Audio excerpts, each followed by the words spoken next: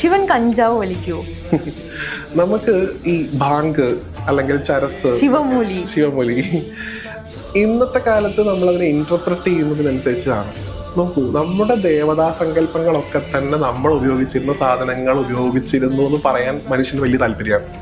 അപ്പൊ നമ്മള് ഒരു കാരണവന്മാർക്ക് കൊടുക്കുക എന്ന് പറഞ്ഞ ചടങ്ങ് മലബാറിലേക്ക് നടക്കുക, നമ്മുടെ പല സ്ഥലത്ത് നടക്കാറുണ്ട് അല്ലേ? അപ്പൊ അവിടെ നമ്മൾ മദ്യമൊക്കെ വെച്ച് പൂജിക്കും, അല്ലെങ്കിൽ ചിക്കൻ ഉൾപ്പെടെയുള്ള വിഷയങ്ങളൊക്കെ വെച്ച് പൂജിക്കും, കള്ള് സമർപ്പിക്കും. അതൊക്കെ എന്താ, നമ്മളിൽ നിന്നൊക്കെ ഒരാളായിട്ട് നമ്മൾ ഭഗവാനെ കാണാൻ ഇഷ്ടപ്പെടുന്ന ആളാണ്. ഐ മീൻ ഈ കാരണവന്മാരൊക്കെ നമ്മളൊപ്പം ജീവിച്ചിരുന്ന ആൾക്കാരാണ്.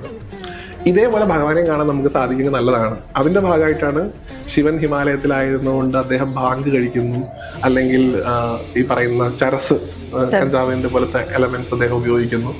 ഇതിന്റെയൊക്കെ പുറമിലുള്ള തത്വാർത്ഥം മനസ്സിലാക്കേണ്ടതാണ്. ഓക്കെ, ഞാൻ നേരത്തെ പറഞ്ഞ വെണ്ണ എങ്ങനെയാണോ മനസ്സായത്, അതുപോലെ നിങ്ങൾക്കുള്ളിലുള്ള ശിവനാകുന്ന ഭക്തിയെ, അല്ലെങ്കിൽ ഭാങ്കാകുന്ന ഭക്തിയെ, ഭാങ്ക് വെള്ളമാണ് നമ്മൾ കണ്ടിട്ടുണ്ടാവും. ഒക്കെ എന്ന് പറയുന്നത് ഭക്തിയുടെ പ്രാധാന്യമായിട്ട് നമ്മൾ കണ്ടത്. നമ്മളൊരു വസ്തുവിനെ നമ്മൾ എങ്ങനെ ഇന്റർപ്രറ്റ് ചെയ്യുന്നതനുസരിച്ചാണ്.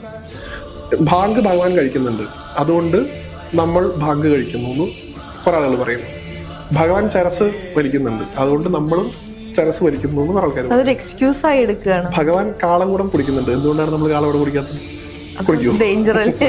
അപ്പൊ അവനവന്റെ യുക്തിക്കനുസരിച്ച് ഓരോന്നിനും എടുത്ത് പ്രയോഗിക്കരുത്. ഓരോന്നിനും അതിൻ്റെതായിട്ടുള്ള സിംബോളിക് ആയിട്ടുള്ള എലമെന്റ് ഉണ്ട്. കാളകൂടം വിഷം എന്നുള്ള എലമെന്റ് മാത്രമല്ല, നമ്മുടെയൊക്കെ കർമ്മഫലമാകുന്ന വിഷം. അങ്ങനെയാണ് ഞാൻ കരുതുന്നത്.